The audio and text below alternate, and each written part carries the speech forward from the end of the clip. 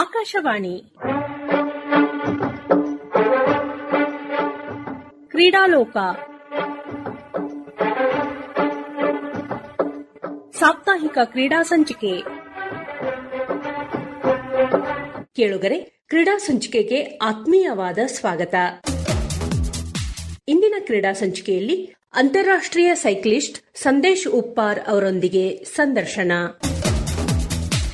ಇಂದಿನ ಕ್ರೀಡಾ ಸಂಚಿಕೆಯಲ್ಲಿ ನಮ್ಮ ಜೊತೆಗಿದ್ದಾರೆ ಅಂತಾರಾಷ್ಟ್ರೀಯ ಮಟ್ಟದಲ್ಲಿ ಸೈಕ್ಲಿಂಗ್ ಕ್ರೀಡೆಯಲ್ಲಿ ಸಾಧನೆ ಮಾಡಿದ ಸಂದೇಶ್ ಉಪ್ಪಾರ್ ಅವರು. ಅವರ ಕ್ರೀಡಾ ಸಾಧನೆ ಕುರಿತಾಗಿ ಅವರ ಜೊತೆಗೆ ಮಾತನಾಡೋಣ. ಸಂದೇಶ್ ಅವರೇ, ಕ್ರೀಡಾ ಸಂಚಿಕೆಗೆ ಆತ್ಮೀಯವಾದ ಸ್ವಾಗತ. ನಮಸ್ಕಾರ ಮೇಡಮ್. ಸಂದೇಶ್ ಅವರೇ, ನಿಮಗೆ ಸೈಕ್ಲಿಂಗ್ ಕ್ರೀಡೆಯತ್ತ ಒಲವು ಮೂಡಿದ್ದು ಹೇಗೆ, ಮತ್ತೆ ಕಾರಣ ಏನು ಅದಕ್ಕೆ? ಮೇಡಮ್, ಸೈಕ್ಲಿಂಗ್ ಒಂದು ಸ್ಪೋರ್ಟ್ಸ್ ಐತೆ ಅನ್ನೋದು ನನ್ಗೆ ಗೊತ್ತಿರಲಿಲ್ಲ ಮುಂಚೆ. ನಾನು ಫಸ್ಟ್ ಸ್ಟ್ಯಾಂಡರ್ಡ್ ಸೆಕೆಂಡ್ ಸ್ಟ್ಯಾಂಡರ್ಡ್ ಇಂದ ಚಿಕ್ಕವನಿದ್ದಾಗಿಂದನೂ ಮನೇಲಿ ಸೈಕಲ್ ಕೊಡಿಸ್ತಿದ್ರಿ. ಅದನ್ನ ನಾವು ಓಡಿಸ್ಕೊಂತ ಸೈಕಲ್ ಹೊಡೆಯೋದ್ರಲ್ಲಿ ಸಣ್ಣವಿದ್ದಾಗಿಂದನೂ ಇಂಟ್ರೆಸ್ಟ್ ಇತ್ರಿ. 8th ಸ್ಟ್ಯಾಂಡರ್ಡ್ ಬಂದ್ಮೇಲೆ ನನ್ನ ಮನೇಲಿ ನನ್ಗೆ ಸ್ಪೋರ್ಟ್ಸ್ ಸ್ಕೂಲ್ ಚಂದ್ರಗಿಗೆ ಇಟ್ರು, ಹಾಸ್ಟೆಲ್ಗೆ. ನಿಮ್ಮೂರು ಯಾವುದು? ಶಿಗ್ಗಾಂವ್, ಹಾವೇರಿ ಡಿಸ್ಟಿಕ್ ಶಿಗ್ಗಾಂವ್ ನಮ್ದು. ನಮ್ಮ ಮಾಮ ಅದು ಕಬಡ್ಡಿ ಎಲ್ಲ ಆಡ್ತಿದ್ರಿ. ಅದ್ ಬಿಟ್ರೆ ನಮ್ಮ ಮಮ್ಮಿ ಪಪ್ಪ ಇಬ್ರು ಟೀಚರ್ಸ್ ಇದ್ರು. ನಮ್ಮ ಮಾಮನ ನಮ್ಗೆ ಹೇಳಿ, ಇಲ್ಲ ಇವಂಗ ಸ್ಪೋರ್ಟ್ಸ್ ಸ್ಕೂಲಿಗೆ ಇಡೋಣ, ಅಲ್ಲಿ ಹೋದ್ಮೇಲೆ ಯಾವ್ದೋ ಒಂದು ಸ್ಪೋರ್ಟ್ಸ್ ಮಾಡ್ಲಿ ಅಂತ ಅಷ್ಟೇ ರೀಸನ್ ಅಲ್ಲಿ ಹೋಗಿ ಸ್ಪೋರ್ಟ್ಸ್ ಸ್ಕೂಲಲ್ಲಿ ಇಟ್ರಿ. ಅಲ್ಲಿ ಹೋದ್ಮೇಲೆ ಗೊತ್ತಾಯ್ತು ಸೈಕ್ಲಿಂಗ್ ಅನ್ನೋದೊಂದು ಸ್ಪೋರ್ಟ್ಸ್ ಇದೆ ಅಂತ. ಅಲ್ಲಿ ಬೇಸಿಕ್ ರನ್ನಿಂಗ್ ಮತ್ತೆ ಫಿಟ್ನೆಸ್ ಟೆಸ್ಟ್ ಮಾಡಿದ್ರಿ. ಫಿಟ್ನೆಸ್ ಟೆಸ್ಟ್ ಮತ್ತೆ ರನ್ನಿಂಗ್ ನಂದು ಚಲೋನ ಇತ್ತು. ಹಂಗಾಗಿ ನನ್ಗ ಸೆಲೆಕ್ಟ್ ಮಾಡಿದ್ರಿ ಆ ಸ್ಕೂಲಲ್ಲಿ. ಅದಾದ್ಮೇಲೆ ಅಲ್ಲಿ ಹೋದ್ಮೇಲೂ ನಾನು ಸೈಕ್ಲಿಂಗ್ ಮಾಡ್ಲಿಲ್ರಿ. ಅಲ್ಲಿ ಹೋದ್ಮೇಲೆ 1 ವರ್ಷ ನಾನು ಹಾಕಿ ಸ್ಪೋರ್ಟ್ಸ್ ಆಡಿದೆ. ಹಾಕಿ ಆಡಿದೆ 1 ವರ್ಷ. ಹಾಕಿಲಿ ಡಿಸ್ಟಿಕ್ ಲೆವೆಲ್ ತನಕ ಹೋದೆ ರೀ. ಆದ್ಮೇಲೆ ನನ್ಗ ಚಿಕ್ಕವನಿದ್ದಾಗಿಂದನೂ ಸೈಕ್ಲಿಂಗ್ ಅಲ್ಲಿ ಜಾಸ್ತಿ ಇಂಟ್ರೆಸ್ಟ್ ಇರೋ ಸಲುವಾಗಿ ನಾನು ಹಾಕಿ ಆಡೋದ್ ಬೇಡ, ಸೈಕ್ಲಿಂಗ್ ಸ್ಪೋರ್ಟ್ಸ್ ಮಾಡೋಣ ಅಂತೇಳಿ ಸೈಕ್ಲಿಂಗ್ ಅಲ್ಲಿ ನಾನು ಸೇರ್ಕೊಂಡೆ. ಹಾಕಿ ಬಿಡ್ಲಿಕ್ಕೆ ಕಾರಣ ಏನು? ಅಂದ್ರೆ ಅದು ಗ್ರೂಪ್ ಗೇಮ್ ಅಂತನಾ, ಸೈಕ್ಲಿಂಗ್ ಅಲ್ಲಿ ಆಸಕ್ತಿ ಜಾಸ್ತಿ ಇತ್ತಂತನಾ? ಹಾಕಿ ಬಿಡ್ಬೇಕಂತ ಯಾವ್ದು ರೀಸನ್ ಇಲ್ಲ ಮೇಡಮ್. ಸೈಕ್ಲಿಂಗ್ ಅಲ್ಲಿ ಜಾಸ್ತಿ ಆಸಕ್ತಿ ಇರೋದ್ರಿಂದ ನಾನು ಹಾಕಿ ಬಿಡ್ಬೇಕಾಗಿ ಬಂತ್ರಿ. ಹಂಗಾಗಿ ಸೈಕ್ಲಿಂಗ್ ಚಾಯ್ಸ್ ಮಾಡ್ಕೊಂಡಿರಿ ನಾನು 8th ಸ್ಟ್ಯಾಂಡರ್ಡ್ಗೆ. ನೀವು ಹೋಗಿದ್ದೆ ಅವಾಗ ಸ್ಪೋರ್ಟ್ಸ್ ಸ್ಕೂಲ್ ಚಂದ್ರಗಿ ಹೋಗಿದ್ದು 7th ಸ್ಟ್ಯಾಂಡರ್ಡ್. 7th ಸ್ಟ್ಯಾಂಡರ್ಡ್ ಹಾಕಿ ಆಡಿ 8th ಸ್ಟ್ಯಾಂಡರ್ಡ್ ಸೈಕ್ಲಿಂಗ್ ಮಾಡಿದೆ. ನಿಮ್ಗೆ ಅನ್ಸುತ್ತಾ ಹಾಕಿ ನನ್ ಬಿಟ್ಟು ಸೈಕ್ಲಿಂಗ್ ಆರಿಸ್ಕೊಂಡಿದ್ದು ಬೆಸ್ಟ್ ಅಂತ ಈಗ? ಡೆಫಿನೆಟ್ಲಿ ಮೇಡಮ್, ಅನ್ಸುತ್ತೆ. ನಮ್ ಫಾದರ್ ಅವರು ಟೀಚರ್ ಇದ್ರಿ. ನಮ್ ಫಾದರ್ ಮಾರುತಿ ಉಪ್ಪಾರ್ ಮತ್ ನನ್ ಮದರ್ ಶಾಂತಾ ಉಪ್ಪಾರ್. ಫಾದರ್ ನಾನು 6th ಸ್ಟ್ಯಾಂಡರ್ಡ್ ಇದ್ದಾಗ ತಿರ್ಕೊಂಡ್ರಿ. ಆಮೇಲೆ ನಮ್ಮ ಮದರ್ ಅಷ್ಟೇ ನಮ್ಗೆ ಬೆಳೆಸಿದ್ರು. ನಮ್ಮ ಮದರ್ ಮತ್ತು ನಮ್ಮ ಮಾಮ ಅವ್ರೆಲ್ಲಾರ್ದು ಹೆಲ್ಪ್ ತಗೊಂಡು ನಮ್ಮ ಮದರ್ ಬೆಳೆಸಿದ್ರಿ. ನಾನು 7th ಚಂದ್ರಿಗೆ ಇಟ್ರಿ. ಅದಾದ್ಮೇಲೆ ನಂದು ಅಲ್ಲೇ ಸ್ಪೋರ್ಟ್ಸ್ ಮಾಡಕ್ ಸ್ಟಾರ್ಟ್ ಮಾಡಿದೆ. ನಿಮ್ಮ ಮೊದಲ ಸೈಕ್ಲಿಂಗ್ ಸ್ಪರ್ಧೆ ಯಾವುದು, ಅದನ್ನ ನೆನಪಿಸಿಕೊಳ್ಳೋದಾದ್ರೆ ಈಗ? 8th ಸ್ಟ್ಯಾಂಡರ್ಡ್ಗೆ ನಾನು ಸ್ಟೇಟ್ ಚಾಂಪಿಯನ್ಶಿಪ್ ಅಲ್ಲಿ ಪಾರ್ಟಿಸಿಪೇಟ್ ಮಾಡಿದ್ದೀನಿ. 8th ಸ್ಟ್ಯಾಂಡರ್ಡ್ ಅಲ್ಲಿ ಫಸ್ಟ್ ನನ್ನ ಸ್ಟೇಟ್ ಚಾಂಪಿಯನ್ಶಿಪ್ ಬಂದು ಬೆಳಗಾವ್ ಒಳಗ ರೋಡ್ ಸ್ಟೇಟ್ ಚಾಂಪಿಯನ್ಶಿಪ್ ಆಯ್ತ್ರಿ, ರೋಡ್ ಸೈಕ್ಲಿಂಗ್. ಅಂಡರ್ 14 ಅಲ್ಲಿ ಇದ್ದೆ ಮೇಡಮ್. ಅಂಡರ್ 14 10 ಕಿಲೋಮೀಟರ್ ಸೈಕ್ಲಿಂಗ್ ಇತ್ತು ಅಷ್ಟೇ. 10 ಕಿಲೋಮೀಟರ್ ಜಸ್ಟ್ ನಾ ಪಾರ್ಟಿಸಿಪೇಟ್ ಮಾಡಿದ್ದೆ ರೀ. ಆ ಟೈಮಲ್ಲಿ ಯಾವ್ದೇ ತರ ಮೆಡಲ್ ಆಗ್ಲಿ ಒಳ್ಳೆ ರಿಸಲ್ಟ್ ಬಂದಿರ್ಲಿಲ್ಲ ನನ್ನ ಕಡೆ. ಜಸ್ಟ್ ನಾ ಪಾರ್ಟಿಸಿಪೇಟ್ ಮಾಡಿದ್ದೆ. ಆಕ್ಚುಲಿ ಆ ಟೈಮಲ್ಲಿ ನಂಗೆ ಸೈಕ್ಲಿಂಗ್ ಸೇರ್ಪಡೆ ಆದ್ರೂ ಸೇರ್ಕೊಂಡ್ರು ಸೈಕ್ಲಿಂಗ್ ಅನ್ನೋದನ್ನು ನಂಗೆ ಆಕ್ಚುಲಿ ಏನ್ ಅನ್ನೋದು ಗೊತ್ತಿರಲಿಲ್ಲ. ಅದೊಂಥರ ಹೆಂಗಾಗಿತ್ತಂದ್ರೆ ಅವಾಗಿನ ಟೈಮ್ ಒಳಗೆ ಚಂದ ಕಂಡು ನಾ ಸೇರ್ಕೊಂಡಂಗಾಗಿತ್ತು ಅಷ್ಟೇ. ಒಂದಿನ ಅಟ್ರಾಕ್ಟ್, ಯಾಕಂದ್ರೆ ಸಣ್ಣವಿದ್ದಾಗಿಂದ ನಾವು ಸೈಕಲ್ ಓಡಿಸ್ಕೊಂತ ಇದ್ವಿ. ಇದು ಸೈಕ್ಲಿಂಗ್ ಅಂದ್ರೆ ಈಸಿ ಇರ್ತೈತ್ ಬಿಡ ಅಂತ ಸೇರ್ಕೊಂಡಂಗಾಗಿತ್ತು ಅಷ್ಟೇ. ಸಂದೇಶ್ ಅವರೇ, ಮೊದಲೇ ಸ್ಪರ್ಧೆಗೆ ಹೋದಾಗ ಅನಿಸ್ತಾ ಇದು ಟಫ್ ಇದೆ ಅಂತ? ಸ್ಪರ್ಧೆಗೆ ಹೋಗಕ್ಕಿಂತ ಮುಂಚೆ ಪ್ರಾಕ್ಟೀಸ್ ಅಲ್ಲೇ ಗೊತ್ತಾಗ್ಬಿಟ್ಟಿತ್ರಿ, ಇದು ನಾವ್ ಅನ್ಕೊಂಡಷ್ಟು ಈಸಿ ಇಲ್ಲ, ಇದು ಬಾಳ ಟಫ್ ಐತಿ ಅಂತೇಳಿ ಅನ್ಸಿತ್ತು. ಬಟ್ ಆದ್ರೂ ಈಗ ಸೇರ್ಕೊಂಡ್ಬಿಟ್ಟೆ ಅಂದ್ಮೇಲೆ ಮಾಡ್ಲೇಬೇಕು ಅಂತೇಳಿ ಮಾಡಂತಿದ್ವಿ. ಕಾಂಪಿಟೇಷನ್ ಒಳಗೂ ಬಹಳ ಹೆವಿ ಕಾಂಪಿಟೇಷನ್ ಇತ್ತು.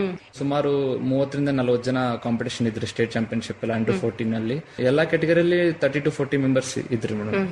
ಈ ಸೈಕ್ಲಿಂಗ್ ಕ್ರೀಡೆಯಲ್ಲಿ ನಿಮ್ಮ ಕೋಚ್ ಯಾರು? ಆ ಟೈಮಲ್ಲಿ ನ್ಯಾಮ್ಗೋಡ್ ಸರ್ ಅಂತ ಇದ್ರಿ. ಫಸ್ಟ್ ನನ್ನ ಕೋಚ್ ಚಂದ್ರಗಿಯಲ್ಲಿ ನ್ಯಾಮ್ಗೋಡ್ ಸರ್ ಅಂತ ಇದ್ರಿ. ಚಂದ್ರಗಿ ಸ್ಪೋರ್ಟ್ಸ್ ಸ್ಕೂಲಿಗೆ ಸೇರಿದ್ರಲ್ಲ, ಇಂಥದೇ ಗೇಮ್ ಅಂತ ಸೇರೋಂಗಿಲ್ಲ ಅಂದ್ರೆ ನೀವು ಹೋದ್ಮೇಲೆ ಅವರು ನಿಮ್ಮ ಆಸಕ್ತಿ ನೋಡಿ ಯಾವ ಸ್ಪೋರ್ಟ್ಸ್ ಗೆ ಹೋಗ್ಬೇಕಂತ ನೋಡ್ತಾರ? ಹೌದ್ರಿ ಮೇಡಮ್. ಅಲ್ಲಿ 2 ಟೈಪ್ ಹುಡುಗರು ಹೋಗ್ತಾರ್ರಿ. ಒಂದು ಮುಂಚೆ ಯಾವ್ದೋ ಒಂದು ಸ್ಪೋರ್ಟ್ಸ್ ಮಾಡ್ತಿರ್ತಾರ, ಆ ಸ್ಪೋರ್ಟ್ಸ್ ಅಲ್ಲೂ ಕಂಟಿನ್ಯೂ ಮಾಡ್ಬೇಕಂತ ಹೋಗಿ ಸೇರ್ಕೊಳ್ಳೋರು ಹುಡುಗರು ಇದಾರೆ.